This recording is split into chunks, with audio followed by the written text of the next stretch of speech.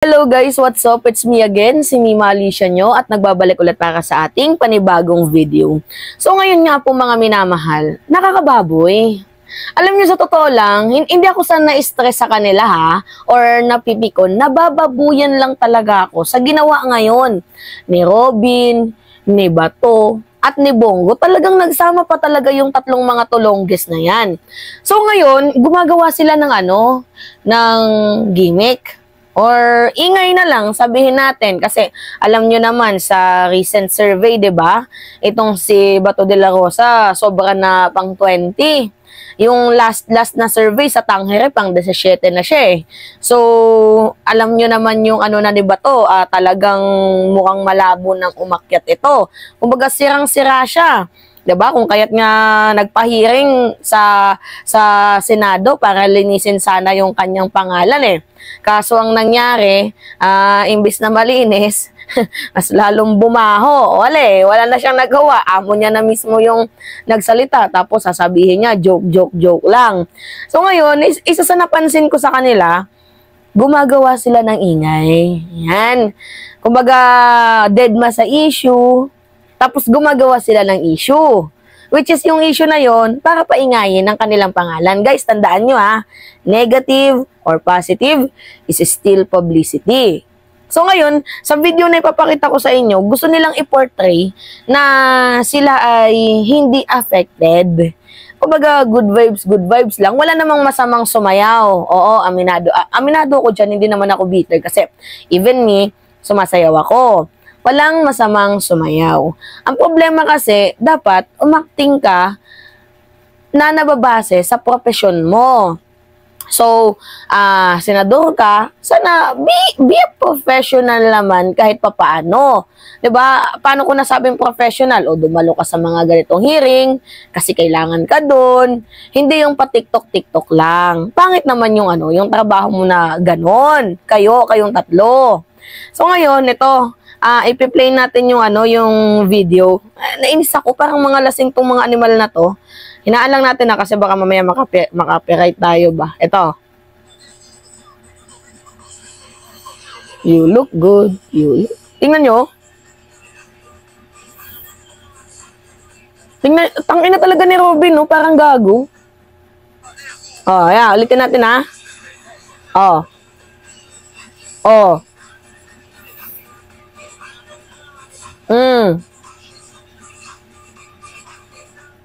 Yan. Tapos, ang nakalagay na caption dito, mga minamahal, pampa-good vibes lang. Do you think nagkaroon kami ng good vibes sa sayaw nyong yan? Do you think nagkaroon kami ng good vibes? Natuwa kami nung nakita namin sumasayaw kayo ng ganyan? Kasi ang gusto naming marinig sa inyo, yung about sa mga issue. 'Di ba? O ganito ba to? O ito, Bongo? O ito, Robin? Yan yung gusto naming marinig sa inyo, yung pagtulong sa ating bayan. Yung gusto naming marinig sa inyo, kung paano kayo tumutulong para mapaunlad ang ating bayan. Di ba guys, much better yun yung yung naririnig natin sa kanila. Oh, mga minamahal, mga kababayan, patungkol nga po sa West Philippine Sea, tayo ay nagsama-sama, 'di ba? Para anhin yung mga dayuhan na pilit na umaangkin sa ating bayan. Ganun yung gusto naming marinig. O mga kababayan, ganito po sa inflation, sa pagkain, ganyan.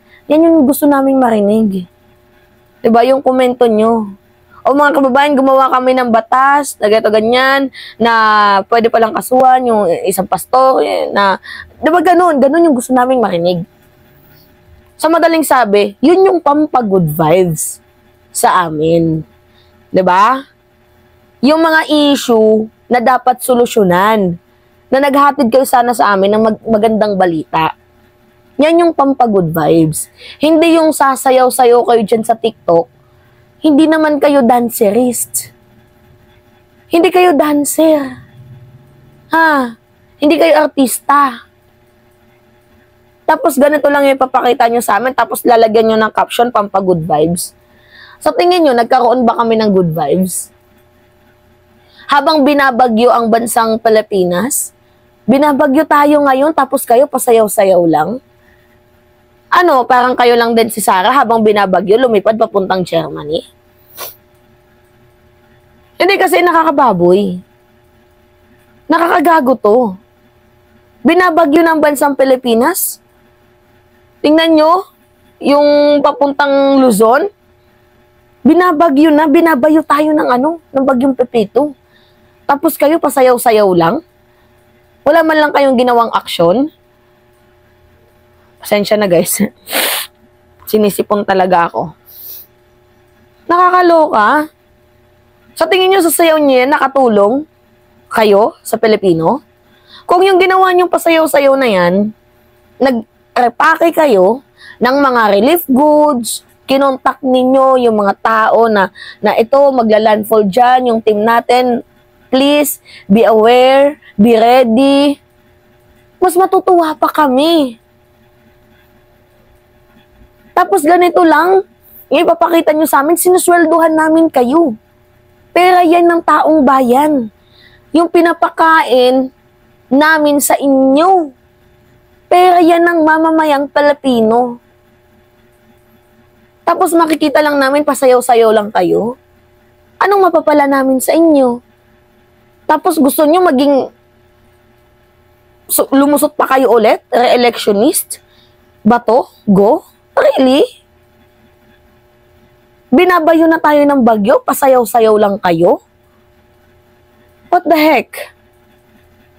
Nakakaloka. Oh, basahin natin yung mga comment dito, mga minamahal ah.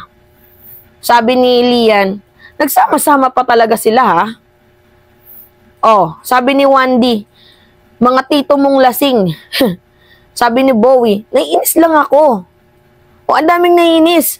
Oh, sabi ni 00.01, till now nagtataka pa rin ako kung bakit naging senador yan si Robin Padilla. Eh kahit nga din ako, nagtataka nga din ako paano to nakalusot eh. Wala ngang alam. Kahit nga sa West Philippine Sea issue, tahimik. 'Di ba?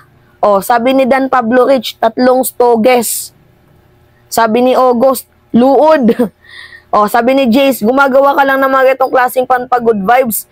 Eh, paano naman yung mga Pilipino hindi nag-good vibes sa inyo? 'Di ba? Oh, at least clowns realize there are clowns, not enacting law. Tama. Well, buti na lang na-realize nila na clown nga sila. Mga patawa. At hindi sila bagay maging public servant. So kayo, iboboto nyo pa ba itong mga hinayupak na to? Ha? Alright. So, yun po mga minamahal. Oh, last na video na yan ha, bago dumaan yung death squad, sabi niya, pahabol ni 18 hours. Okay, so ako po yung magpapaalam na. It's me again, si Mima Alicia nyo, at nagbabalik ulit para sa ating panibagong video.